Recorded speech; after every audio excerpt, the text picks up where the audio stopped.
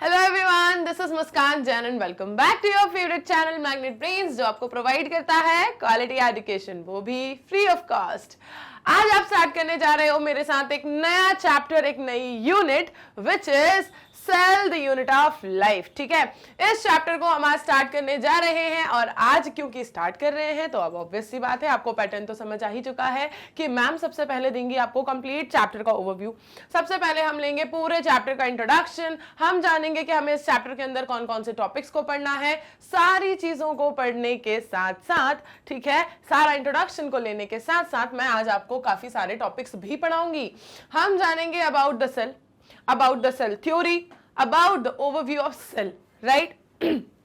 ये सारे टॉपिक्स भी आज आपको जान लेने हैं, तो बिना टाइम को वेस्ट किए स्टार्ट करते हैं आज का सेशन, जिसके अंदर हम पढ़ने वाले हैं अबाउट सेल। और सेल एक ऐसा टॉपिक है यार, सेल एक ऐसा टॉपिक है जिसके बारे में आपको पता है बिल्कुल जूनियर क्लासेस से आप लोग जानते आ रहे हो अबाउट सेल, कि सेल क्या होती है, कैसी होती है, कैसी इसकी फंक्शनिंग होती है। अब पता है क्या करते हैं, मैं आपको देती हूँ ना, सिर्फ आपको पता है मैं कितना टाइम देती हूँ, 2 सेकंड 5 सेकंड, राइट? मैं आपको देती हूँ 5 सेकंड, ठीक है? क्यों? क्योंकि यार ये इतना कॉमन, इतना इंटरेस्टिंग, इतना अच्छा सा टॉपिक है जिसके बारे में आप लोग बचपन से सुनते आ रहे हो, बचपन से पढ़ते आ रहे हो, राइट? साइंस की बुक में सबसे ज्यादा अगर किसी चीज को पढ़ाया गया आपको बचपन से, जूनियर क्लासेस से, तो क्या पढ़ाया गया? सेल पढ़ाया गया, right? Fundamental unit of life, structural unit of life, ये सारे सेंटेंसेस, ये सारे स्टेटमेंट्स अबाउट द सेल, ये आपके दिमाग में पहले ही बैठ चुके हैं, ठीक? 9th क्लास में भी, हर क्लास में, ठीक है भाई? तो अब मैं आपको क्या दे रही हूं? मैं आपको दे रही हूं 5 सेकंड, ठीक है? आपको पता है ना मैडम 2 सेकंड देती हैं या 5 सेकंड देती हैं? सिर्फ 5 सेकंड आपके पास है, इस पे ध्यान मत देना, ये पढ़ाने का काम मेरा है। आपको करना है क्या? आपको रिवाइज करनी है आपकी जूनियर क्लासेस, और उसके बाद मैं आपसे पूछती हूं कि आज आपको कितना याद है, वहीं से अपन स्टार्ट कर देंगे आज की class.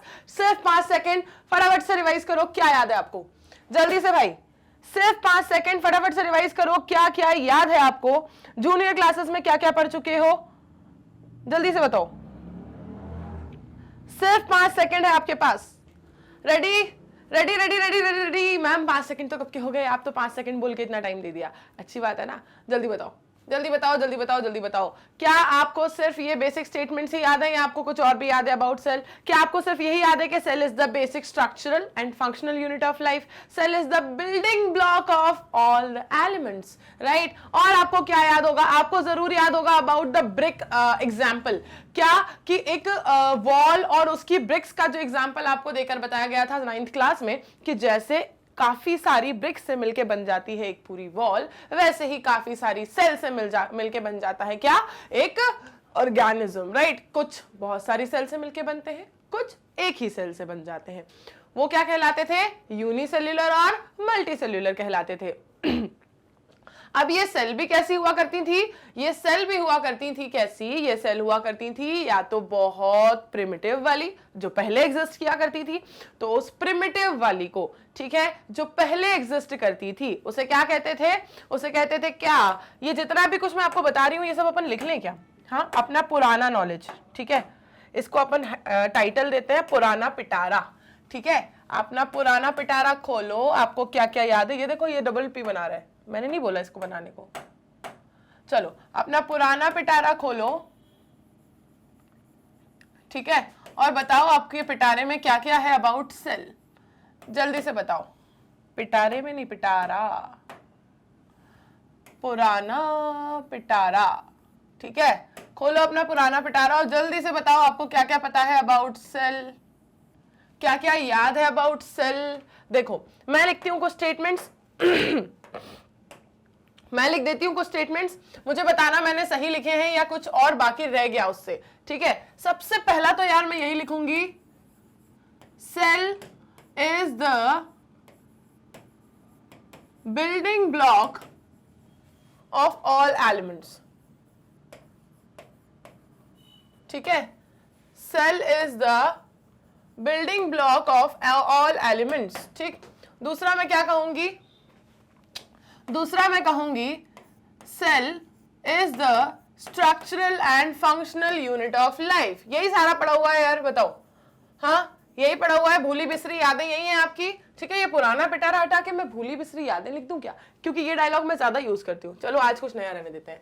Cell is the structural and functional unit of life. Cell is the structural and functional unit of life.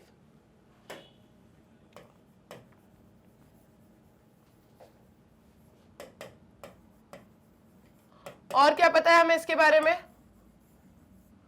हाँ, और क्या पता है हमें? और क्या पता है हमें? हमें पता है कि सेल से मिलके बनते हैं टिश्यू, है ना। ये वाला आपको एरो और ये पूरा सीक्वेंस आपको याद है। हाँ, मैं तो यही मान के चल रही हूँ याद है, क्योंकि अगर नहीं भी याद है तो रिवाइज तो मैं करवा ही रही हूँ, है ना। ये आपका सारा 9th क्लास का सिस्टम है भाई, जो आपने वहां पर पढ़ा था, ठीक है 9th क्लास के अंदर। ये पूरा आपका वही वाला सिलेबस है, और जूनियर क्लासेस में भी पढ़ा है उससे पहले भी। सेल से मिलके बनते हैं टिश्यू, टिश्यू से मिलके बनते हैं ऑर्गन, ऑर्गन से मिलके बनते हैं ऑर्गन सिस्टम, और ऑर्गन सिस्टम से ऑर्गेनिज्म। ठीक है, यही कहानी थी। इसके बाद क्या?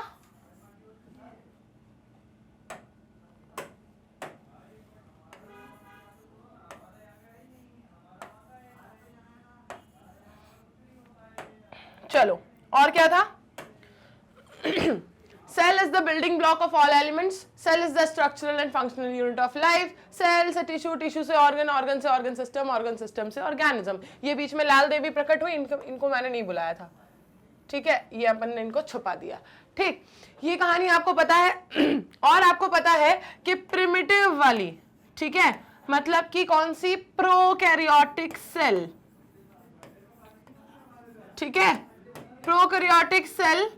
और आपको पता है अबाउट द यूकैरियोटिक सेल, मतलब नई सेल, डेवलप वाली, अपडेटेड वाली, ठीक है। तो this is the eukaryotic cell. देखो ये सब आपको पहले से पता है, ये सारे टर्म्स आपको पहले से पता है। अब ये पहले वाला ज्ञान अगर आपने याद कर लिया, रिवाइज कर लिया, तो अब आपको क्या करना है? इसी को यहां पर कनेक्ट करते जाना है कि नया क्या पढ़ोगे। ठीक है, आज आप नया क्या पढ़ोगे, 11th क्लास में आप नया क्या पढ़ोगे इस चैप्टर के अंदर। देखो ये सारी जो चीजें आपने पढ़ी हुई हैं, ठीक है, सबसे पहले तो जो व्हाट इज अ सेल वाला कॉन्सेप्ट आपका निकल कर आएगा। लाल देवी क्यों पीछा नहीं छोड़ती है? सबसे पहले आपका व्हाट इज अ सेल वाला जो कॉन्सेप्ट निकल कर आएगा इस चैप्टर के अंदर, उसमें कुछ आपको दिक्कत वाली बात नहीं है। उसमें पढ़ाएंगे आपको यही कि सेल क्या होती है ना। पढ़ाएंगे आपको यही कि सेल क्या होती है भाई, ये कैसे बनी है, कैसे पुरानी वाली एग्जिस्ट क्या करती थी, फिर नई वाली से डेवलपमेंट कैसे हुआ नई में, ठीक है, ये सारी कहानी आपको बताएंगे। उसके बाद आपको बताएंगे हम सेल थ्योरी, के सेल से रिलेटेड जो थ्योरी दी गई, ठीक है, वो किसने दी।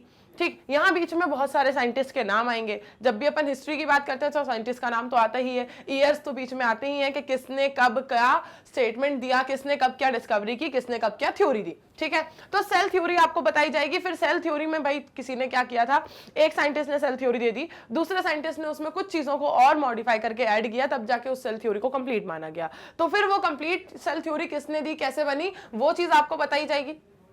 देन आपको बताएंगे ओवरव्यू ऑफ सेल के बारे में। ठीक है, अब सेल का ओवरव्यू आप जब कंप्लीट लोगे तो आप जानोगे कि भाई सेल कैसी कैसी होती है, क्या क्या उसके अंदर वैरायटी होती है, किस किस तरह के अलग अलग फंक्शंस को वो परफॉर्म करने के लिए मॉडिफाई हो जाती है। ठीक है, ये सारी कहानी जानोगे।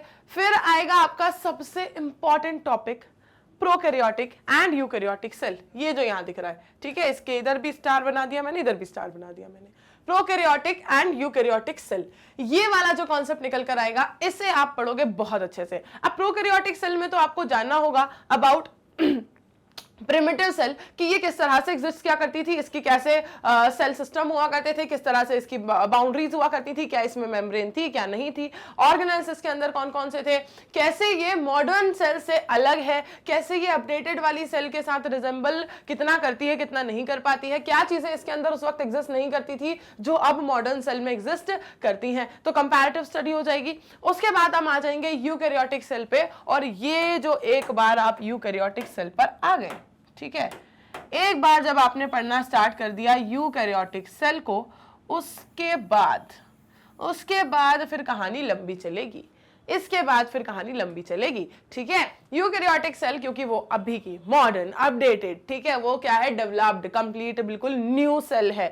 इस सेल के अंदर क्या क्या पाया जाता है, कौन कौन से सेल ऑर्गेनल्स पाए जाते हैं, किस तरह से पाए जाते हैं, क्या उनके आसपास मेम्ब्रेन होती है या नहीं होती है, उन सारे सेल ऑर्गेनल्स की फंक्शनिंग क्या है, वो किस जगह पर प्रेजेंट होते हैं, ठीक है, सेल कौन सी वाली अलग अलग तरह की सेल अलग अलग फंक्शन को करती हैं, ठीक है, नर्व सेल अलग फंक्शन करती है, ब्लड सेल अलग फंक्शन करती है, ठीक। तो अलग अलग सेल अगर अलग अलग फंक्शन कर रही है तो उसके अंदर क्या उसका जो सेल का कंटेंट है, जो सेल के ऑर्गेनल्स हैं, क्या वो भी अलग तरह से ऑर्गेनाइज होते हैं, क्या वो भी अलग तरह से प्रेजेंट होते हैं, क्या वो भी अलग अलग तरह से मॉडिफाइड होते हैं उस फंक्शन को परफॉर्म करने के लिए, ठीक है। तो सारे सेल ऑर्गेनल्स आपको पढ़ने हैं कि कौन सा सेल ऑर्गेनल क्या होता है, वो कैसे फंक्शन करता है, उसका क्या इंपॉर्टेंस है, उसे किस नाम से बुलाया जाता है, उसके अंदर फर्दर और क्या क्या चीजें प्रेजेंट होती हैं, उसकी फंक्शनिंग कैसे चल रही है, ठीक है। तो ये पूरा कॉन्सेप्ट आपको डिटेल में जानना है यूकैरियोटिक सेल के बारे में, कि इसके सारे सेल ऑर्गेनल्स, ठीक है, mitochondria, plastid, Golgi body, endoplasmic reticulum, ठीक है, लाइसोसोम्स,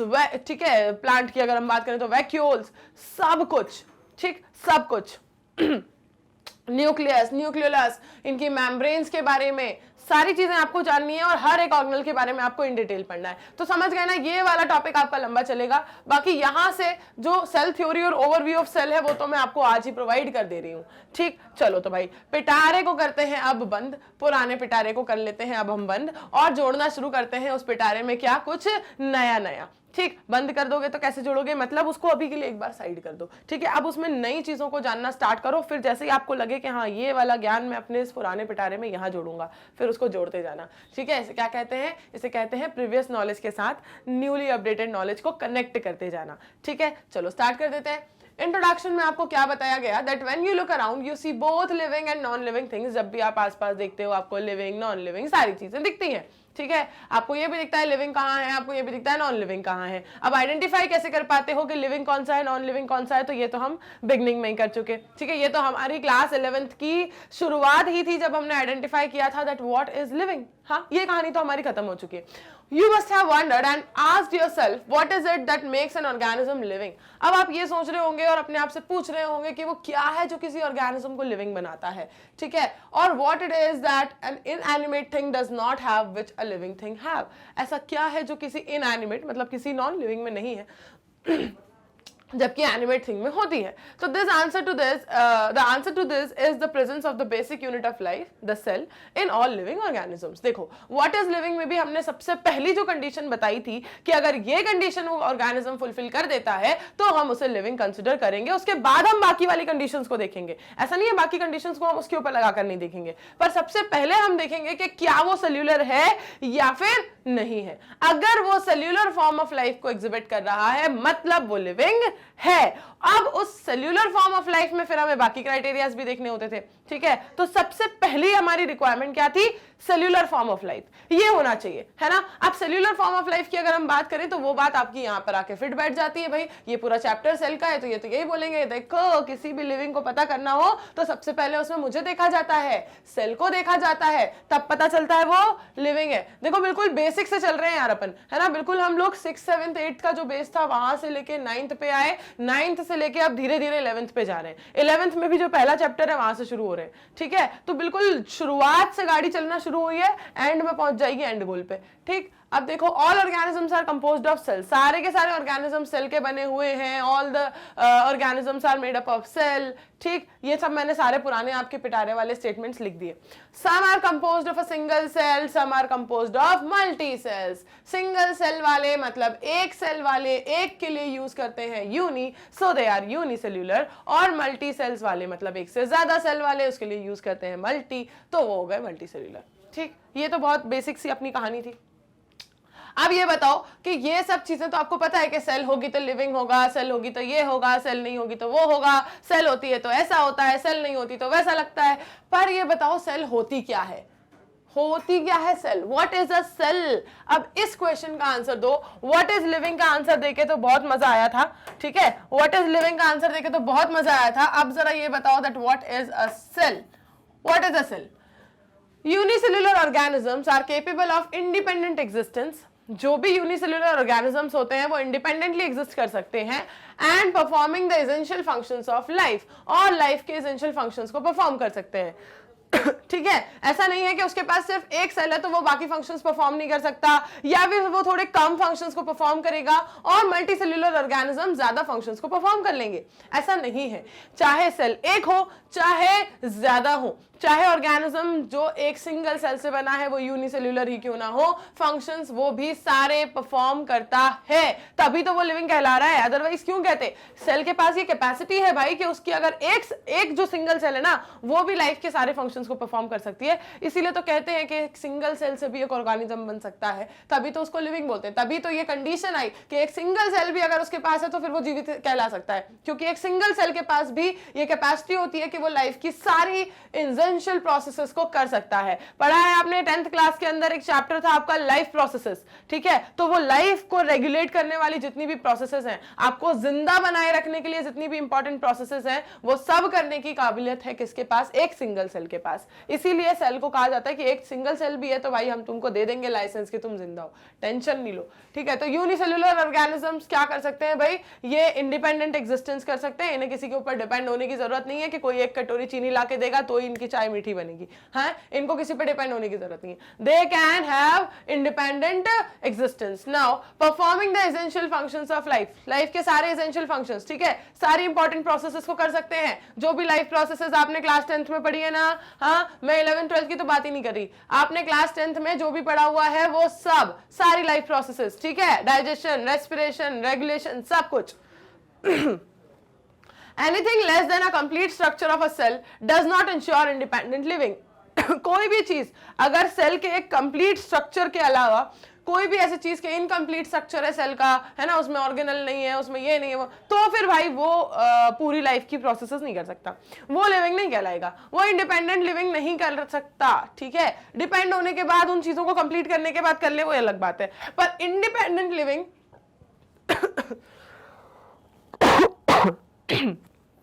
सॉरी, इंडिपेंडेंट लिविंग वो नहीं कर सकता। ठीक है, डिपेंड होने की बात करेगा वो अलग बात है। Now Hence, cell is the fundamental structural and functional unit of all living organism. तो इसलिए सेल जो है वो सारे ही लिविंग ऑर्गेनिज्म की स्ट्रक्चरल और फंक्शनल यूनिट कहलाती है। ठीक है, कि सारे स्ट्रक्चर जो उससे बनेंगे वो भी सेल से ही बनते हैं, है ना, सारे जो इतने मल्टीपल स्ट्रक्चर्स बनेंगे वो भी सेल से ही मिलके बनते हैं, और जो सारे के सारे फंक्शंस परफॉर्म होंगे वो भी सेल ही करती है। तो स्ट्रक्चरल यूनिट भी सेल खुद ही है और फंक्शनल यूनिट भी सेल खुद ही है। आगे अपन वही पुराने पिटारे वाले स्टेटमेंट पे देखो, ये पुराने पिटारे में था आपका, भूली बिसरी यादों में था ये आपका स्टेटमेंट, आ गए वापस वहीं पर। अब देखो आगे देखते हैं और कौन सा पुराना पिटारे से सामान निकल के आता है। अब मैंने आपको कहा था यार कि जब भी आप हिस्ट्री की तरफ जाते हो तो आपको सुनने मिलता है क्या, साइंटिस्ट के नाम आपको सुनने को मिलते हैं, काफी सारे ईयर्स के किसने कब क्या किया, तो बस आ गए ये सबसे पहले साइंटिस्ट एंटोन वॉन ल्यूवेनॉक, जिन्होंने सबसे पहले देखा और डिस्क्राइब किया था एक लिविंग सेल को। ठीक है, जिन्होंने सबसे पहले देखा था और डिस्क्राइब किया था एक लिविंग सेल को। ठीक, तो Robert Brown later discovered the nucleus, और सेल के डिस्कवर होने के बाद इन्होंने, ल्यूवेनॉक ने जब सेल को देख लिया, डिस्कवर कर दिया, ठीक है, ऑब्जर्व किया था, सॉरी डिस्कवर वर्ड यूज नहीं करेंगे यहां पर, ऑब्जर्व कहेंगे, ऑब्जर्व कहेंगे कि इन्होंने सबसे पहले ऑब्जर्व किया था। ठीक है, उसके बाद रॉबर्ट ब्राउन ने डिस्कवर किया था न्यूक्लियस को। ठीक है, उसके बाद रॉबर्ट ब्राउन ने डिस्कवर किया था न्यूक्लियस को। ठीक, तो एंटोन वॉन ल्यूवेनॉक ने सबसे पहले ऑब्जर्व किया किस चीज को, एक लिविंग सेल को, उसको डिस्क्राइब किया, और उसके बाद रॉबर्ट ब्राउन ने आके क्या कर दी, डिस्कवरी कर दी कि भाई सेल आपने बता दिया, एक बड़ा डब्बा आपने बता दिया, अंदर का छोटा डब्बा मैं बता देता हूं। ये सेल और न्यूक्लियस और उसके अंदर क्रोमोसोम और डीएनए और ये सारी कहानी क्या है, डब्बे में डब्बा ही है। ठीक है, सबसे बड़ा डब्बा सेल मान लो आप, उसके बाद आप रख दो उसके अंदर छोटा डब्बा, कौन सा डब्बा हो जाएगा वो, न्यूक्लियस। न्यूक्लियस के अंदर चाहो तो एक और छोटा डब्बा रख दो, उसको कह दो न्यूक्लियोलस। न्यूक्लियोलस के अंदर फिर आप और डब्बे रखते जाओ, एक डब्बा आपने रखा तो वो क्या कहला जाएगा, क्रोमोसोम। दूसरा डब्बा आपने रखा तो क्या कहलाएगा, हाँ, या तो आप चाहो तो फिर वो जो पूरा एक गुच्छे की तरह पूरा बंच में, ठीक है, पड़ा रहता है जेनेटिक मटेरियल, उसको एक डब्बा मान लो, फिर उसके अंदर क्रोमोसोम, फिर उस क्रोमोसोम के अंदर क्या निकल के आएंगे, डीएनए कॉइल्ड पड़े रहते हैं, खोलते जाओ तो क्या निकलेगा, बहुत सारा डीएनए।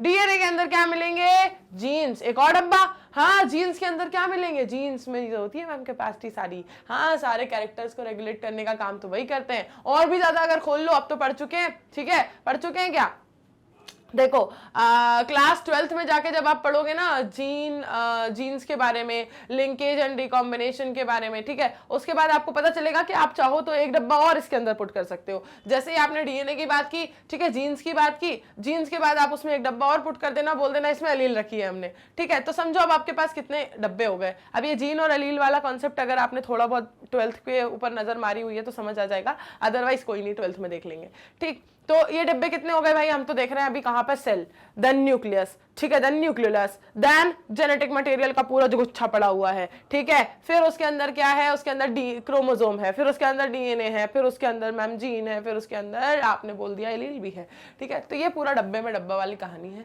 सबसे बड़ा डब्बा जो है ये इन्होंने सबसे पहले ऑब्जर्व किया था, एंटोन वॉन ल्यूवेनॉक ने, जो कि सेल है, ऑब्जर्व किया था। उसके बाद आए थे रॉबर्ट ब्राउन जिन्होंने डिस्कवर कर दिया न्यूक्लियस को, ठीक है। तो हम इनके साथ भेदभाव क्यों कर रहे हैं यार, हम इनके साथ भेदभाव क्यों कर रहे हैं, हम इनको अरे लेटर नहीं करते मैडम, रॉबर्ट ब्राउन करते हैं बस ऐसे, ठीक है। और किसने क्या डिस्कवर किया उसको भी कर देते हैं जरा, चलो किसने क्या डिस्कवर किया भाई, इन्होंने ऑब्जर्व किया, ऑब्जर्व्ड अ लिविंग सेल, और इन्होंने क्या डिस्कवर, न्यूक्लियस को।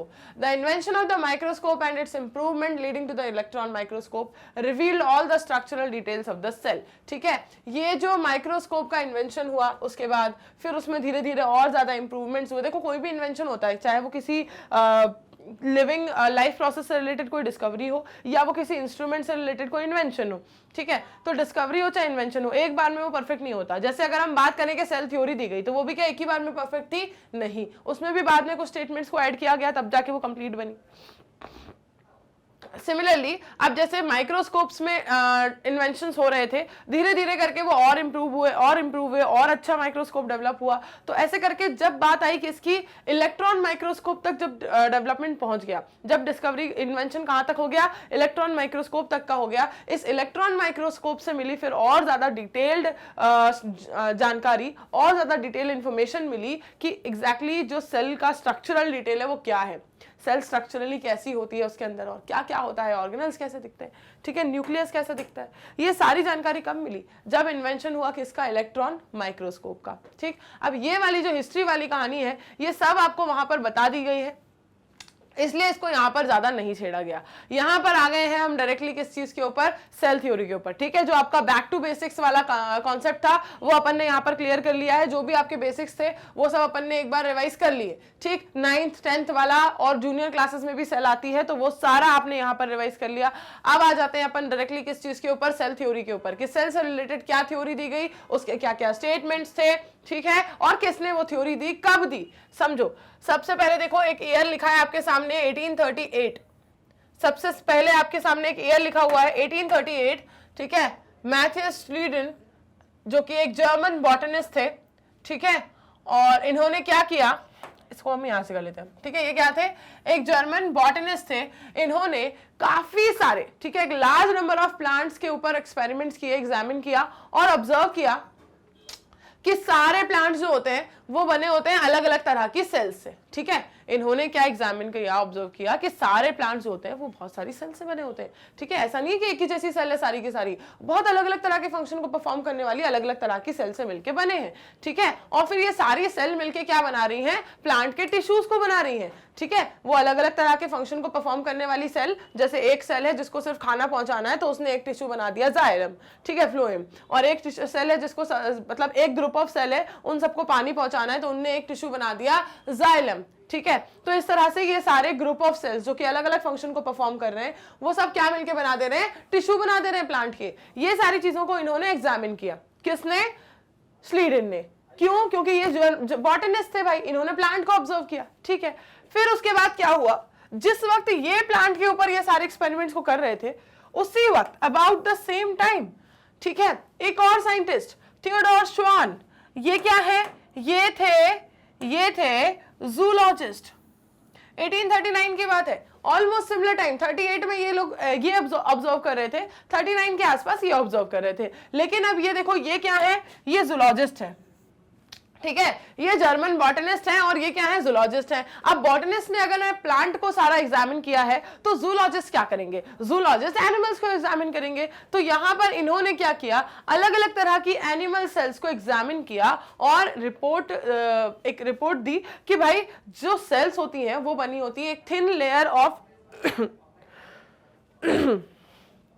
जो सेल्स होती हैं उनके आसपास एक आउटर थिन लेयर होती है, ठीक है, वो बनी होती है, बाहर से घिरी हुई होती है, कवर्ड होती है एक थिन लेयर से, ठीक है, जिसे आज क्या कहा जाता है, प्लाज्मा मेम्ब्रेन कहा जाता है। जिसे आज क्या कहा जाता है, इस थिन आउटर लेयर को प्लाज्मा मेम्ब्रेन कहा जाता है एनिमल सेल्स के केस में, राइट। तो ये इन्होंने ऑब्जर्व करके बताया एनिमल सेल्स को देखकर, काफी सारी अलग अलग तरह के एनिमल सेल्स को ऑब्जर्व करके, और श्लीडन ने बताया अबाउट द प्लांट्स, ठीक है, कि ये अलग अलग तरह के फंक्शन को परफॉर्म करने वाली सेल्स पाई जाती हैं और वो सारी ग्रुप ऑफ सेल्स मिलकर टिश्यूज बना लेती हैं, ये बताया। अब ये जो दो अलग अलग तरह के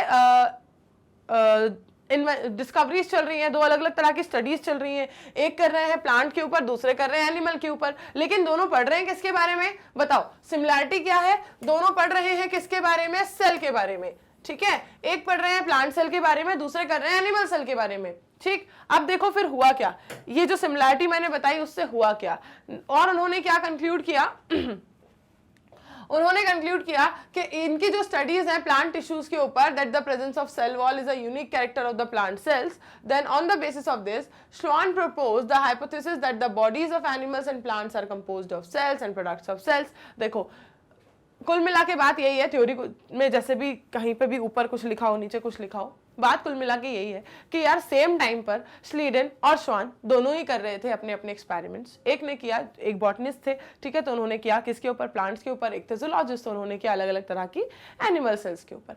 दोनों ने यही कंक्लूजन दिया कि भाई ये सब सेल से मिलकर बने हैं, अलग अलग तरह के फंक्शन को परफॉर्म करने वाली सेल पाई जा रही हैं, वो सेल मिलकर टिश्यूज बना रही हैं और इनके पास पाई जा रही है आउटर एक कवरिंग, ठीक है। सेल प्लांट्स की अगर हम बात करें तो उनमें एक अलग फीचर है, उनकी सेल कुछ अलग है, उनकी जो आउटर कवरिंग है वो अलग है, ठीक है, सेल वॉल जैसी कोई चीज है। और यहां पर एनिमल सेल्स की अगर हम बात करें तो इनकी आउटर कवरिंग काफी थिक है, ना कि प्लांट जैसी हार्ड या कुछ, ठीक है, और ये काफी थिन सी जो मेम्ब्रेन है ये प्लाज्मा मेम्ब्रेन है, ठीक है। इस तरह की जो कंक्लूजन्स थी दोनों की स्टडीज से रिलेटेड, उन कंक्लूजन्स के बाद क्या हुआ इन कंक्लूजन्स के बाद ये हुआ कि यार जब दोनों सेल की स्टडी कर रहे हैं, वो भी लिविंग है ये भी लिविंग है, ठीक है, दोनों ही सेल की बात हो रही है, दोनों के कंक्लूजन्स को मिलाकर, ठीक है, दोनों के कंक्लूजन्स को मिलाकर C Schleiden and Schwann together formulated the cell theory. दोनों ने अपने अपने एक्सपेरिमेंट्स, दोनों ने अपनी अपनी स्टडीज, अपने अपने ऑब्जर्वेशंस को मिलाकर एक कंक्लूजन निकाला और वही कंक्लूजन क्या कहलाया, सेल थ्योरी कहलाया। वही कंक्लूजन क्या कहलाया, सेल थ्योरी कहलाया। तो this theory however did not explain as how new cells were formed. लेकिन इस जो सेल थ्योरी थी इसमें एक दिक्कत निकल कर आई। क्या दिक्कत आई कि इन्होंने बता तो दिया इन्होंने बता तो दिया कि सेल ऐसी ऐसी दिख रही है, हमने इसको ऑब्जर्व कर लिया है, प्लांट सेल को ऐसे ऑब्जर्व किया, एनिमल को ऐसे ऑब्जर्व किया है, पर ये नहीं बता पाए कि ये सेल आई कहां से, ठीक है, ये सेल आई कहां से और नई सेल कहां से आ रही है, ठीक है। ये वाला कॉन्सेप्ट यहाँ इस वाले क्वेश्चन पे आके ये दोनों चीजें क्या हो गई, ब्लैंक हो गई, ठीक है। ना ही श्लीडन की कोई थ्योरी ये बता पाई और ना ही श्वान की कोई थ्योरी ये बता पाई। तो दोनों के कंक्लूजन्स को मिलाकर अब ये बताओ, यहाँ पर जो मैंने आपको कहा था कि सेल थ्योरी एक बार में कंप्लीट नहीं हुई थी, अब आपको क्या लगता है पहले कितनी हुई होगी। चलो देखा यहां पर क्या होगा, देखो सिंपल सी बात है यार, कोई भी डिस्कवरी हो, कोई भी स्टेटमेंट जब दिया जाता है, कोई भी चीज जब कंक्लूजन दिया जाता है, तो जरूरी नहीं है कि वो पहली बार में फाइनल बन जाए, ठीक है। हो सकता है उसमें कुछ कमियां हो, बाद में फिर उनको इंप्रूव करके उस चीज को कंप्लीट कर दिया जाए। तो ऐसा ही कुछ केस चलेगा सेल थ्योरी के साथ भी। ध्यान से सुनो, देखो क्या हुआ। श्लीडन एंड श्वान का काम था भाई, प्लांट एनिमल सेल का ऑब्जर्वेशन था, उनका कंक्लूजन निकाला गया। अब ये जो थ्योरी थी इसने क्या बताया, this theory however did not explain कि ये सेल आई तो आई कैसे, बनी कैसे, इसका एग्जिस्टेंस कैसे है, ठीक। तो रुडोल्फ बर्को आए कब, 1855 में। इन्होंने सबसे पहले ये बात एक्सप्लेन की कि सेल जो है वो क्या करती है, डिवाइड करती है और नई सेल बनती है उससे, ठीक है। ये चीज किसने बताई, रुडोल्फ बर्को ने बताई इन 1855 कि सेल जो है वो डिवाइड करके नई सेल्स को बनाती है। मतलब सेल के बनने की प्रोसेस जो थी, सेल है कैसी है, क्या फंक्शन करती है, मिलके ग्रुप बना के टिश्यू बना लेती है, ये सब बता रहे थे। लेकिन वो सेल कहां से आती है, वो सेल नहीं बनती कैसे है, बस यही नहीं बता पा रहा था कोई, किसने बता दिया आकर? रुडोल्फ वर्को ने। किसने बताया? रुडोल्फ वर्को ने आके बताया इन 1855 कि भाई सेल जो है वो खुद ही डिवाइड करती है, वो अपने आप को क्या करती है? 1 से 2, 2 से 4 में डिवाइड करती है। अब इस बात से उन्होंने क्या किया, उनका मन किया कि जब मैं इतनी अच्छी बात बता रहा हूं तो मैं कोई एक अच्छा सा स्टेटमेंट दे दूं। तो उन्होंने एक अच्छा सा स्टेटमेंट दिया, ओमनिस सेल्यूला ई सेल्यूला। क्या स्टेटमेंट दिया? ओमनिस सेल्यूला ई सेल्यूला, मतलब सेल अराइज होती है प्री एग्जिस्टिंग सेल से। जो पहले एग्जिस्ट कर रही थी सेल, वो डिवाइड करके नई को बनाती है। अब ये जो नई है ये कभी तो पुरानी होगी जब इसका कोई नया आएगा, ठीक है? तो ये क्या करेगी, फिर ये वाली वापस से डिवाइड करके नए को बनाएगी, फिर वो नई फिर से डिवाइड करके नए को बनाएगी, और ये चेन चलती जाएगी। और इसके लिए उन्होंने स्टेटमेंट दे दिया कि हर एक नई सेल पुरानी वाली सेल से ही डिवाइड होके बनी है, ठीक है? पुरानी वाली सेल डिवाइड हुई तभी नई सेल बनी है, ठीक? तो ये all the cells arise from pre existing cells, ये स्टेटमेंट यहां से निकल कर आया। दिया किसने? रुडोल्फ वर्को ने। और उन्होंने इस चीज को किस तरह से टर्म किया? ओमनिस सेल्यूला ई सेल्यूला, ठीक है? ये स्टेटमेंट जो यहां पर आपको दिख रहा है, ये स्टेटमेंट एज इट इज आता है, क्वेश्चंस इससे बनते हैं और फिर आपसे पूछा जाता है कि इसका मतलब क्या, या फिर ये स्टेटमेंट किसने दिया, या फिर ये स्टेटमेंट कब दिया? 1855 में दिया। किसने दिया? रुडोल्फ वर्को ने दिया। मतलब क्या है इसका? That all cells arise from pre existing cells, ठीक? ये इसकी पॉसिबिलिटीज थी इससे बनने वाले क्वेश्चंस की, ठीक है? आप देख लेते हैं कि भाई जब दोनों के काम को, ठीक है, रुडोल्फ वर्को का ये स्टेटमेंट के अराइज कैसे करती है, और स्लीडन एंड श्वान के जो कंक्लूजन्स थे प्लांट और एनिमल सेल्स के मिलाए हुए कंक्लूजन्स, ठीक है, इन सब से मिलकर क्या बनी? इन सब से मिलकर बनी एक कंप्लीट सेल थ्योरी। क्या बनी? एक कंप्लीट सेल थ्योरी। और वो क्या थी? He modified the hypothesis of Schleiden and Schwann to give the cell theory a final shape. उन्होंने Schleiden और Schwann के हाइपोथेसिस को मॉडिफाई किया, ठीक? किसने? रुडोल्फ वर्को ने, ठीक है ना? 1855 में जब रुडोल्फ वर्को ने अपना स्टेटमेंट दिया ओमनिस सेल्यूला ई सेल्यूला, तब उन्होंने श्लीडन एंड श्वान का जो हाइपोथेसिस था उसको मॉडिफाई करके एक सेल थ्योरी को फाइनल शेप प्रोवाइड कर दिया कि बस ये बन गई सेल थ्योरी, अब ये कंप्लीट है, अब इसमें कोई जानकारी बाकी नहीं है अबाउट द सेल थ्योरी। इस सेल थ्योरी में उन्होंने क्या क्या बताया? इस सेल थ्योरी में उन्होंने दिए 2 स्टेटमेंट्स। पहला कि all living organisms are composed of cells and products of cells. Products of cell क्यों कहा? कंपोज्ड ऑफ सेल तो ठीक है, प्रोडक्ट्स ऑफ सेल्स क्यों कहा? कि भाई सेल मिलके ही ग्रुप टिश्यू बनाती है, फिर टिश्यू ग्रुपिंग करके ऑर्गन बनाते हैं, ये सब क्या है? ये सब सेल से ही बने हैं ना, तो they all are the product of cells. इसीलिए उन्होंने अपने स्टेटमेंट में इंक्लूड किया कि सारे लिविंग ऑर्गेनिज्म सेल के बने होते हैं या फिर प्रोडक्ट ऑफ सेल के, है ना? तो all the living organism are composed of cells and products of cells. ऐसा नहीं होता यार, देखो कभी भी मैंने अगर आपसे कहा कि एक यूनिसेल्युलर ऑर्गेनिज्म है तो उसके अंदर एक सेल पाई जाएगी, और मैं अगर आपसे कहूं कि एक मल्टीसेल्युलर ऑर्गेनिज्म है तो उसके अंदर, ऐसे मैंने बोल दिया कि चलो उसके पास 10 सेल थी, ठीक है? मैंने अगर आपसे बोल दिया कि उसके पास 10 सेल थी तो बस ऐसे उसके पास क्या हो जाएगा? 10 सेल है और ऐसे ही बस प्रेजेंट होंगी, है? बस वो 10 सेल से मिलके बना होगा। अरे वो 10 सेल से मिलके बना है, ना कि वो 10 सेल उसके पास इकट्ठी हो गई और एक ऑर्गेनिज्म बन गया, है ना? समझ रहे हो बात मेरी? समझ पा रहे हो? देखो अगर मैं कहूं कि एक डब्बे में मैंने 10 सेल रख दी डायरेक्टली, और एक डब्बे में मैंने सिर्फ एक ही सेल रखी, तो मैंने बोला ये यूनिसेल्युलर है और ये मल्टीसेल्युलर है। हाँ, वो सेल्युलर लेवल पे ही क्यों एग्जिस्ट करेगा भाई? जब उसके पास सेल ज्यादा है तो वो सेल ऐसे भी तो कर सकता है कि वो 3 सेल को ग्रुपिंग करवा दे कि तुम 3 मिलके डाइजेशन कर लो, तुम 3 मिलके एक्सक्रीशन कर लो, तुम 3 मिलके बाकी फंक्शन परफॉर्म कर लो, और तू मिलके सबको रेगुलेट कर ले, तू बन जा हमारा कंट्रोल एंड कोऑर्डिनेशन वाला मैकेनिज्म। हाँ, तो इस तरीके से वो उनको काम बांट भी तो सकता है, ग्रुपिंग भी तो करवा सकता है। इसी को तो कहते हैं कॉम्प्लेक्सिटी।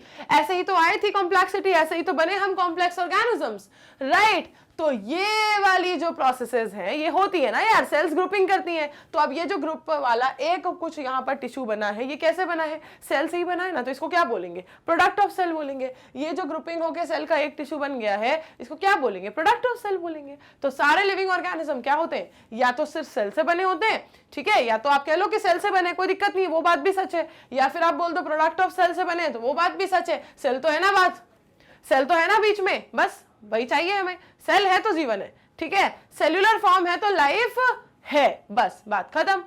तो भाई पहला स्टेटमेंट यहाँ पर आई थिंक आपको क्लियर होगा कि सारे लिविंग ऑर्गेनिज्म सेल और सेल के प्रोडक्ट से मिलकर बनते हैं। और दूसरा जो रुडोल्फ वर्को ने स्टेटमेंट दिया था दैट ओमनिस सेल्यूला ई सेल्यूला, मतलब सारी सेल प्री एग्जिस्टिंग सेल से ही अराइज होती हैं। बस अब इन दो स्टेटमेंट से ये जो सेल थ्योरी थी ये हो गई कंप्लीट, जिसे अभी तक माना जा रहा था अधूरा। ठीक है, ये हो गई कैसी? कंप्लीट। ठीक है, चलो सेल थ्योरी तक कहानी क्लियर है अपनी, सेल थ्योरी तक कहानी क्लियर है, आगे बढ़ सकते हैं अपन। आगे क्या आया? Overview of cell. अब क्या ओवरव्यू लेना है, इसका ओवरव्यू मैं दे देती हूं आपको। देखो, आपको सबसे पहले जानना है अपनी जो मैंने आपको पुराना पिटारा खुलवाया था, अभी पुराने पिटारे के मैंने स्टेटमेंट्स लिखे थे, उस पुराने पिटारे में हम चाहते तो पता है एक स्टेटमेंट और लिख सकते थे कि हमने सबसे पहले किया था एक्सपेरिमेंट किसका? प्याज का। ठीक है, अनियन सेल को। हाँ, जूनियर क्लास में सबसे पहले आपको क्या बताया जाता है? 9th क्लास में आपको सबसे पहले कौन सा एक्सपेरिमेंट करवाया जाता है? अनियन सेल का एक्सपेरिमेंट करवाया जाता है। आपसे बोला जाता है अनियन पील को निकालो, उसकी टेम्पररी स्लाइड बनाओ, ठीक है, उसको फिर माइक्रोस्कोप में देखो, आपको दिखेंगी सुंदर सुंदर सेल्स, फिर आप उनको देख के खुश हो जाओगे और आपको लगेगा अरे वाह, आपने तो बहुत बड़ा एक्सपेरिमेंट कर लिया। ठीक है, तो ये वाली जो आपकी बचपन की कहानी है 9th क्लास की, 2 साल पहले की, ठीक, इस कहानी की यहीं से वापस से अपन शुरुआत करेंगे और इसको अपन आगे लेके जाएंगे, आज के नॉलेज तक ले जाके कनेक्ट करेंगे 9th से स्टार्ट करके। ठीक, इसके बाद देखो ओवरव्यू ऑफ सेल में आपको बताया जाएगा, ये ह्यूमन चीक सेल का भी एक्सपेरिमेंट आपको करवाते हैं, अनियन के साथ जो ऑब्लिक में लिखा होता है कि ये करो नहीं तो ये करो। हाँ, ह्यूमन चीक सेल, देखो ये सारा बिल्कुल बिल्कुल आपके 9th से स्टार्ट होगा। ठीक है, ये आपका 9th से ही स्टार्ट होगा प्रॉपर, जो आपने 9th पे पढ़ा है बस वहीं से स्टार्ट करके आप उसको 11th तक लेके जाओगे। फिर आ जाएंगे अपन वापस वही अपना प्रो और यूकैरियोटिक के ऊपर। प्रो और यूकैरियोटिक के ऊपर आने के बाद कौन सा ऑर्गेनल कैसा होता है, किसमें कैसे पाया जाता है, ठीक है, एनिमल सेल में क्या होता है और प्लांट सेल में क्या होता है, कंबाइन लेवल पे अगर कंक्लूजन की बात करें तो फिर एक ऑर्गेनाइज्ड सेल कैसी होती है। ठीक, ये सारी चीजें बेसिक सी आप जानोगे इसके बारे में ओवरव्यू ऑफ सेल में, जो कि बहुत ज्यादा बड़ा नहीं है। तो चलो मैं स्टार्ट कर देती हूँ आपको ओवरव्यू ऑफ सेल देना, और उसके बाद फिर नेक्स्ट क्लास से स्टार्ट हो जाएगा आपका सबसे इंपॉर्टेंट कॉन्सेप्ट। ठीक है, इंपॉर्टेंट कॉन्सेप्ट्स क्या है इस चैप्टर के? इंपॉर्टेंट कॉन्सेप्ट प्रोकैरियोटिक और यूकैरियोटिक सेल को डिटेल में जानना, ये आपका इस चैप्टर का इंपॉर्टेंट कॉन्सेप्ट है। ठीक है, तो प्रोकैरियोटिक सेल के बारे में अपन स्टार्ट कर देंगे। चलो भाई, अभी तो फिलहाल पढ़ लेते हैं ओवरव्यू ऑफ सेल। देखो क्या कहता है overview of cell. You have earlier observed cells in an onion peel, आपने पहले जो अनियन पील में सेल को ऑब्जर्व किया हुआ है, ह्यूमन चीक सेल को ऑब्जर्व किया हुआ है माइक्रोस्कोप के अंदर। ठीक है, अब अपन याद करने की कोशिश करते हैं उनका स्ट्रक्चर दिखता कैसा था। मैं बनाऊं, बताओ। ऐसा कुछ एक पिंक कलर का आपको उसका स्टेन करवाया गया था और वो सेल जो है वो कुछ ऐसी नजर आती थी, कुछ ऐसा ही स्ट्रक्चर था या नहीं, बताओ बालकों।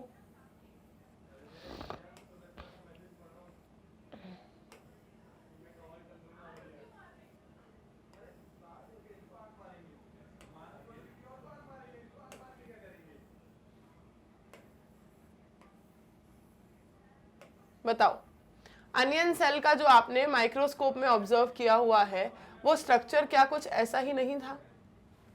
बताओ।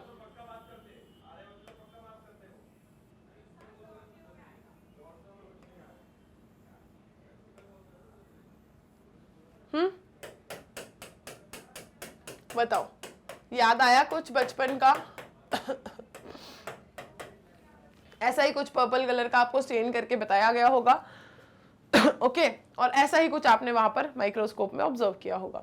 ठीक है, ये अनियन सेल और चीक सेल वाला आपका ऑब्जर्वेशन था जो आपने 9th क्लास में किया था। इसके अलावा onion cell which is a typical plant cell, onion cell क्या है भाई? वो प्लांट सेल है ना, प्लांट प्रोडक्ट है ना अनियन, तो has a distinct cell wall. अब अनियन सेल और चीक सेल के अंदर आपको डिफरेंस क्या दिखाया गया? एक एनिमल सेल होगी, एक प्लांट सेल होगी, है ना। चीक सेल हमारी है ना, ठीक है, हम अपने चीक की निकाल के करी थी ना एक्सपेरिमेंट, या नहीं की थी? है, तो चीक सेल क्या है? एनिमल सेल है। प्लांट सेल कौन सी होगी आपकी? अनियन वाली। अब आपने प्लांट और एनिमल सेल में क्या डिफरेंस वहां पर ऑब्जर्व किया? सी, टिपिकल प्लांट सेल के अंदर एक डिस्टिंक्ट सेल वॉल होती है एज इट्स आउटर बाउंड्री, उसकी जो आउटर बाउंड्री होती है उसकी काफी डिस्टिंक्ट सी सेल वॉल होती है टिपिकल प्लांट सेल में, है ना। ये हमने अभी पढ़ा कि उसकी काफी थिक और डिस्टिंक्ट सेल वॉल होती है। Just within it the cell membrane, ठीक है, और फिर उसके अंदर सेल मेम्ब्रेन होती है। पहले बाहर क्या होती है? सेल वॉल, और उसके अंदर क्या होती है? फिर सेल मेम्ब्रेन। और फिर यहाँ पे क्या कहा? The cells of the human cheek have an outer membrane as the delimiting structure of the cell. और जो ह्यूमन चीक की सेल्स होती हैं उनकी जो आउटर मेम्ब्रेन है वो सेल का क्या हो जाता है? उसका डिलिमिटिंग स्ट्रक्चर। मतलब यहां पर अगर हम बात करें, देखो अगर आपको नहीं समझ आया हो कि मैंने क्या बोला, एक तो बीच बीच में खांसी तो है ही। देखो मैं कुछ नहीं कह रही हूं, मैं आपको अलग से एक स्ट्रक्चर बना के बता रही हूं जो कि नहीं बनना चाह रहा है, पर मैं बना दूंगी, है ना। मान लो मैंने एक ऐसा स्ट्रक्चर बनाया और मैंने इसके बाहर एक थोड़ी और मोटी कवरिंग दे दी इसे,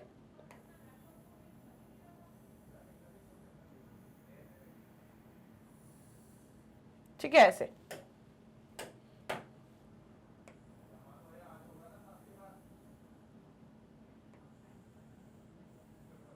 ठीक है, आप देखो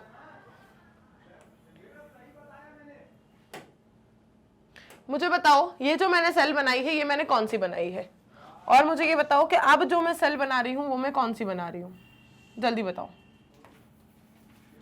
जल्दी बताओ। ये जो मैंने सेल बनाई है ये कौन सी बनाई है, और अब जो मैं सेल बना रही हूं वो कौन सी बना रही हूं, जल्दी बताओ।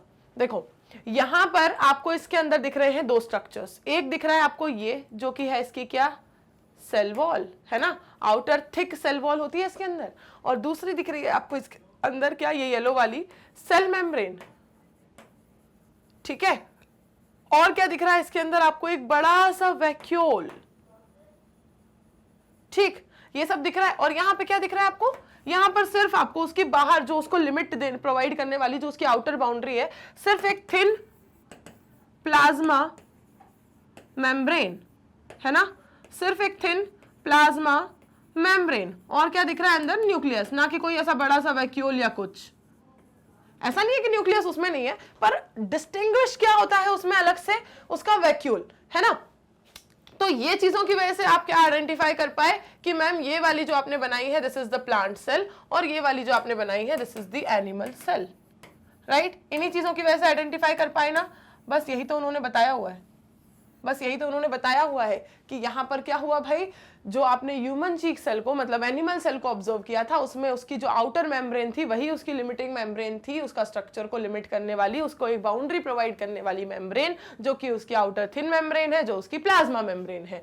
उसके अंदर फिर उसमें पाई गई क्या, एक डेंस मेम्ब्रेन बाउंड स्ट्रक्चर जो कि थी उसकी क्या, न्यूक्लियस, ठीक, उसके अंदर ये मिला आपको। और न्यूक्लियस के अंदर क्या थे भाई, क्रोमोसोम, वो मैंने डब्बे में डब्बा आपको बता दिया ना, फिर न्यूक्लियस के अंदर न्यूक्लियोलस, फिर क्रोमोसोम, फिर डीएनए, फिर जीन्स, फिर सब कुछ, ठीक। इसके बाद क्या हुआ, cells that have membrane bound nuclei are called eukaryotic. वो सेल्स जिनके पास मेम्ब्रेन बाउंड न्यूक्लियाई होता है वो होती हैं यूकैरियोटिक सेल। ये आपको कहां लेके आ रहे हैं, बार बार आपको अब जो डायरेक्शन है वो किस तरफ लेके जाएगा, आपके नेक्स्ट टॉपिक की तरफ। आपका नेक्स्ट टॉपिक क्या है, प्रोकैरियोटिक और यूकैरियोटिक सेल को डिटेल में पढ़ना, तो अब आपका डायरेक्शन वही जा रहा है। ये क्या बोल रहे हैं आपको भाई कि यहां पर जो सेल्स थी उनका एक मेम्ब्रेन बाउंड न्यूक्लियाई था उनके अंदर, जो कहलाता क्या कहला रहा था भाई, यूकैरियोटिक सेल का वो फीचर है कि जिसके अंदर मेम्ब्रेन बाउंड न्यूक्लियाई होगा। और अगर सेल कैसी हो, प्रोकैरियोटिक हो, ठीक है, सेल कैसी हो, प्रोकैरियोटिक हो, तो उसके पास जो ये न्यूक्लियर मेम्ब्रेन है ना, न्यूक्लियर मेम्ब्रेन जो न्यूक्लियस के बाहर होनी चाहिए वो नहीं होगी,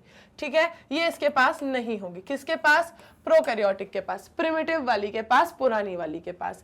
अब अगर मैं बात करूं इन बोथ प्रोकैरियोटिक एंड यूकैरियोटिक, अगर मैं बात करूं अब किसकी, प्रोकैरियोटिक और यूकैरियोटिक की, ठीक है, तो in both prokaryotic and eukaryotic cells a semi fluid matrix called cytoplasm occupies the volume of cell, ठीक है। प्रोकैरियोटिक यूकैरियोटिक सब में एक सेमी फ्लूइड साइटोप्लाज्म पाया जाता है जो क्या करता है, सेल की पूरी वॉल्यूम को ऑक्यूपाई करता है। ये जो पूरी सेल की वॉल्यूम है ना, इसको ऑक्यूपाई करता है कौन, एक सेमी फ्लूइड मैट्रिक्स जो कि साइटोप्लाज्म है।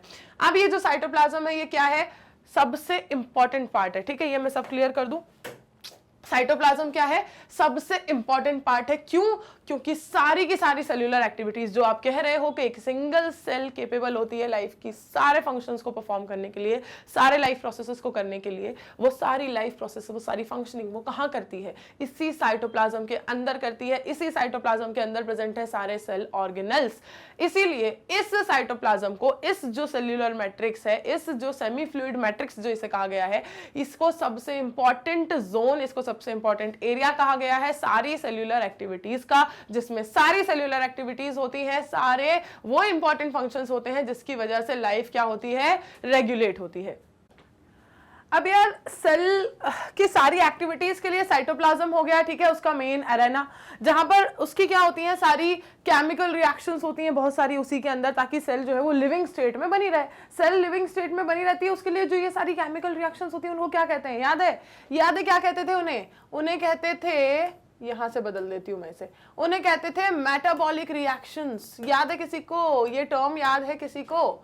मेटाबॉलिक रिएक्शंस कहते थे। और ये सारी जो मेटाबॉलिक रिएक्शंस हैं, ये सब जो हो रही हैं, ठीक है, पूरी बॉडी में जो बहुत सारी मेटाबॉलिक रिएक्शंस हो रही हैं और होती ही रहती हैं, इसी को कहते थे क्या? इसी को कहते थे मेटाबॉलिज्म, ठीक है, मेटाबॉलिज्म कहते थे। सी, तो बहुत सारी केमिकल रिएक्शंस होती हैं सेल के अंदर, उसी साइटोप्लाज्म के अंदर, ताकि सेल जो है वो लिविंग स्टेट में बनी रहे। Then, besides the nucleus, the eukaryotic cells have another membrane-bound distinct structures. Nucleus के अलावा यूकैरियोटिक सेल में और भी बहुत सारे मेम्ब्रेन बाउंड स्ट्रक्चर्स होते हैं, जिन्हें कहते हैं ऑर्गेनल्स या सेल ऑर्गेनल्स कहते हैं। जैसे कि होते हैं एंडोप्लाज्मिक रेटिकुलम, जैसे कि होते हैं लाइसोसोम, जैसे कि होते हैं गोल्गी बॉडीज, जैसे कि होते हैं क्या, जैसे कि होते हैं हाँ माइटोकॉन्ड्रिया।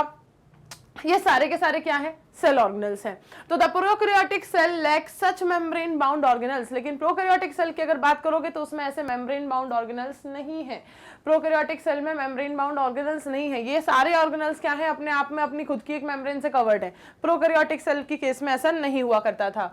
नेक्स्ट देखते हैं, ribosomes are non membrane bound organelle. लेकिन राइबोसोम एक ऐसा केस है जो प्रोकैरियोटिक सेल की बात करो चाहे यूकैरियोटिक सेल की बात करो, दोनों में ही कैसे होते हैं? नॉन मेम्ब्रेन बाउंड, मतलब इनके आसपास मेम्ब्रेन नहीं पाई जाती, इनकी कवरिंग जो है वो किसी मेम्ब्रेन से नहीं है। राइबोसोम एक ऐसा स्ट्रक्चर है, अगर कोई भी आपसे पूछे कि ऐसा कौन सा सेल ऑर्गेनल है जो प्रोकैरियोटिक सेल और यूकैरियोटिक सेल दोनों में ही कैसा हो? नॉन मेम्ब्रेन बाउंड, जिसके आसपास मेम्ब्रेन ना हो, तो वो कौन निकलेगा बेटा? उसके आंसर में हमेशा आप लिखोगे राइबोसोम को।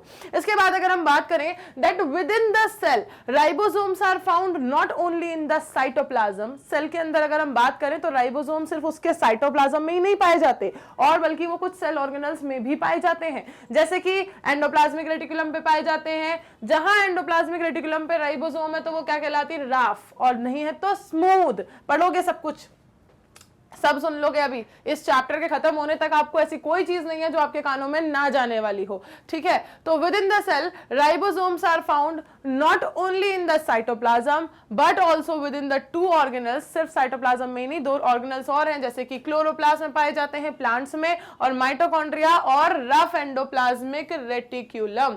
ये देखो, रफ एंडोप्लाज्मिक रेटिकुलम पे पाए जाते हैं, स्मूथ पे नहीं, ठीक है। तो यहां पर भी राइबोसोम्स पाए जाते हैं साइटोप्लाज्म के अलावा, ठीक है। अब देखो एनिमल सेल्स, एनिमल सेल्स में एक और नॉन मेम्ब्रेन बाउंड ऑर्गेनल होता है जो कहलाता है सेंट्रोसोम। किसकी बात हो रही है? एनिमल सेल की, ठीक है, एनिमल सेल की, जो कि हेल्प करता है सेल डिवीजन के वक्त। ये जो सेंट्रोसोम है ये कब हेल्प करता है? जब सेल डिवाइड होती है तब ये हेल्प करता है। अब अगर हम बात करें, ठीक है, सेल के साइज, शेप और एक्टिविटीज की, तो अलग अलग तरह की सेल का साइज, शेप, ठीक है, स्ट्रक्चर सेम है, ऑर्गेनल सेम है, फंक्शन वगैरह, ठीक है, फंक्शन भी अलग अलग होते हैं, पर वो ऑर्गेनल और उसका पूरा स्ट्रक्चर सेम है, लेकिन शेप और साइज सबका वेरी करता है। एक्टिविटीज यानी कि फंक्शंस वो कौन से परफॉर्म करेंगी ये सबका डिफर करता है। तो सेल्स में बहुत अलग अलग तरह के शेप, साइज और फंक्शंस की वेरिएशन जो है वो पाई जाती है। फॉर एग्जांपल माइकोप्लाज्मा, जो कि स्मॉलेस्ट सेल मानी जाती है, माइकोप्लाज्मा के नाम पे रिकॉर्ड दर्ज है भाई। This is the smallest cell, mycoplasma, this is the smallest cell. They are only 0.3 micrometer in length. ये सिर्फ 0.3 माइक्रोमीटर होते हैं लेंथ में, while bacteria could be 3 to 5 micrometer, जबकि बैक्टीरिया कितना हो सकता है? 3 to 5 माइक्रोमीटर तक का हो सकता है, ठीक है। तो देखो, माइकोप्लाज्मा को स्मॉलेस्ट सेल कहा जाता है, 0.3 माइक्रोमीटर इसकी लेंथ है, और बैक्टीरिया जो कि 3 to 5 माइक्रोमीटर के आसपास का होता है। कंपैरिजन यहाँ क्यों कर रहे हैं? क्योंकि आपको लगता है कि बैक्टीरिया आर द स्मॉलेस्ट, लेकिन माइकोप्लाज्मा उनसे भी बहुत नीचे है। बैक्टीरिया तो फिर भी 3 to 5 माइक्रोमीटर, वो तो प्रॉपर 1 माइक्रोमीटर भी नहीं, वो तो 0.3 माइक्रोमीटर। ये आप कंपैरिजन लेकर आ पाए कि माइकोप्लाज्मा तो और भी ज्यादा छोटे हैं, तो they are the smallest cells. ये इनके लिए रिकॉर्ड हो गया। इसके अलावा जो लार्जेस्ट आइसोलेटेड सिंगल सेल है वो क्या है, एक सिंगल सेल जो कि लार्जेस्ट सेल मानी जाती है, वो किसकी है, वो है एग ऑफ ऑस्ट्रिच। एग क्या होता है, एक सिंगल सेल होती है ना, एग क्या होती है, एग किसी भी चीज का एग जो होता है वो क्या होता है, एक सिंगल सेल होती है, ठीक है। एग मतलब क्या, उसका गैमीट, ठीक है, मेल का और फीमेल का जो गैमीट होता है वो क्या होता है, एक सिंगल सेल होता है। और एग जो है यहाँ पर जो कि एक सिंगल सेल है, आइसोलेटेड सिंगल सेल है, और वो सबसे लार्जेस्ट है। कौन, ऑस्ट्रिच का एग, ऑस्ट्रिच का egg, egg of ostrich is the largest single cell. और स्मॉलेस्ट कौन सी हो गई, mycoplasma. Then among multicellular organisms human RBC are about 7 micrometer in diameter. अब अगर हम मल्टीसेल्युलर ऑर्गेनिजम्स की बात करें तो आरबीसीएस कितनी है, 7 माइक्रोमीटर की होती है डायमीटर में। ये कुछ टाइप ऑफ सेल्स के आपको डायमेंशंस मिल गए, देखो एक मिल गई आपको स्मॉलेस्ट, एक मिल गई आपको लार्जेस्ट, ठीक है। और आपको बता दिया कि जो ब्लड सेल है मल्टी सेल्युलर ऑर्गेनिज्म में वो है कितनी, 7 माइक्रोमीटर के आसपास की। और अगर लास्ट अपन बात कर ले किसकी, नर्व सेल्स की, ठीक है, तो they are the longest cells. ये क्या होती हैं, लॉन्गेस्ट, ठीक है, स्मॉलेस्ट या लार्जेस्ट नहीं, लॉन्गेस्ट, लेंथ वाइज बात चल रही है। Cells also vary greatly in their shape. इनकी जो जितनी भी ये सेल्स पाई जाती है, नर्व सेल्स और ये सब बहुत ज्यादा ग्रेटली इनके शेप में भी वेरी करती हैं। साइज की तो बात अपन ने कर ही ली कि स्मॉलेस्ट कौन सी है, लार्जेस्ट कौन सी है, लॉन्गेस्ट कौन सी है, ठीक। और ये इनके शेप में भी बहुत वेरी करती हैं। सबके शेप भी एक जैसे नहीं होते, साइज तो वेरी कर ही रहे हैं लेकिन शेप भी सबके एक जैसे नहीं होते। कुछ डिस्क लाइक भी हो सकती हैं, कुछ पॉलीगोनल भी हो सकती हैं, कुछ कॉलमनर भी हो सकती हैं, कुछ क्यूबॉइड भी हो सकती हैं, कुछ थ्रेड लाइक भी हो सकती हैं, और कुछ एकदम इरेगुलर भी हो सकती हैं कि उसका कोई शेप ही आप ना बता सको। इतने ज्यादा वेरिएशंस इनके शेप में पाए जाते हैं। The shape of the cell में vary with the function they perform. इनका जो शेप है वो कैसे वेरी करेगा और क्यों वेरी करेगा, इनका शेप साइज इनके फंक्शन के अकॉर्डिंग वेरी करता है। जिसे जैसा फंक्शन परफॉर्म करना होता है उसका शेप और साइज उसके अकॉर्डिंग वेरी करता है, ठीक है। जैसा उसे काम करना है वैसा उसका स्ट्रक्चर वो अपना ढाल लेते हैं। जैसे कि यहाँ पर आपको दिखाई गई हैं कुछ सेल्स, ठीक है, ये कुछ अलग अलग तरह के शेप और साइज वाली सेल्स का यहाँ पर आपको आपकी बुक में एग्जांपल दिया हुआ है, ठीक है। तो ये बिल्कुल बेसिक हमारा ओवरव्यू था सेल का, जिसको एक बार हम फिर से वापस से स्टार्ट कर रहे हैं कि हमने क्या क्या पढ़ा, ठीक। इसके बाद आपकी स्टार्ट होने वाली है फिर प्रोकैरियोटिक सेल। ये देखो ओवरव्यू तक अपन पहुंच चुके, सेल थ्योरी तक पहुंच चुके। अब आपका सिर्फ यहाँ देखने में आपको लग रहा होगा मैम इतना सा बाकी, लेकिन प्रोकैरियोटिक सेल में आप कंपैरेटिवली यूकैरियोटिक से बहुत कम पढ़ोगे। यूकैरियोटिक बहुत है, फिर यूकैरियोटिक में आपको सारे सेल ऑर्गेनल्स पढ़ने हैं, ठीक है। वहां बढ़ेगी कहानी आपकी आगे, ठीक है। चलो आज हमने देख लिया about the introduction of this chapter के कैसे हमने 9th क्लास से इस चीज को स्टार्ट किया था पढ़ना, basic structural and functional unit को पढ़ना। फिर हमने एक बार फिर से पढ़ा कि सेल होती क्या है, ठीक है, सेल के बारे में पढ़ा। उसके बाद हमने देखा कि भाई सेल थ्योरी किसने दी थी, पहले किसने दी थी और उसे मॉडिफाई किसने किया था, ठीक है। सेल थ्योरी की बात हुई, उसके बाद हमने देखा सेल का ओवरव्यू कि भाई सेल के बारे में हम अभी तक क्या क्या जानते आ रहे हैं, कौन कौन से नए फैक्ट्स हैं जो आपको आज जाने थे इस चैप्टर के अंदर अबाउट द सेल। हमने वो सारी चीजों को पढ़ा, ठीक है। शुरुआत इसकी भी आपके 9th के एक्सपेरिमेंट से ही हुई थी, ठीक है। चलो तो ये सब कुछ पढ़ने के बाद अब आपको नेक्स्ट क्लास में पढ़ना स्टार्ट करना है प्रोकैरियोटिक एंड यूकैरियोटिक सेल से। नेक्स्ट लेक्चर में हम प्रोकैरियोटिक सेल को स्टार्ट करेंगे। प्रोकैरियोटिक सेल जब हम स्टार्ट कर लेंगे उसको पूरा करने के बाद फिर यूकैरियोटिक 1 बाय 1 सारे ऑर्गेनल की कहानी स्टार्ट होगी, याद रखना, ठीक है। चलो मिलते हैं नेक्स्ट लेक्चर में, पढ़ेंगे हम प्रोकैरियोटिक सेल्स को। तब तक आपको क्या करना है, तब तक आपको पिछले सारे चैप्टर्स और एनसीईआरटी सॉल्यूशंस को रिवाइज करते रहना है। और रिवाइज करने के लिए आप जाओगे अपने फेवरेट चैनल मैग्नेट ब्रेन्स के प्लेलिस्ट सेक्शन में, जहां आपको मिल जाएंगे लाइव और रिकॉर्डेड दोनों ही प्लेलिस्ट, ठीक है। वहां जाकर आप उन लेक्चर्स को देख सकते हो, या फिर आप यूज कर सकते हो ऐप भी, और आप यूज कर सकते हो वेबसाइट भी, विच इज www.magnetbrains.com, जहां पर आपको ये सारा फुल कोर्स कंटेंट अवेलेबल है एब्सोल्युटली फ्री ऑफ कॉस्ट। और आप यूज कर सकते हो e books and e notes को भी, जिनका लिंक आपको डिस्क्रिप्शन बॉक्स में मिल जाएगा। चलिए मिलते हैं नेक्स्ट लेक्चर में, स्टार्ट करेंगे prokaryotic cells. Till then bye bye, take care everyone.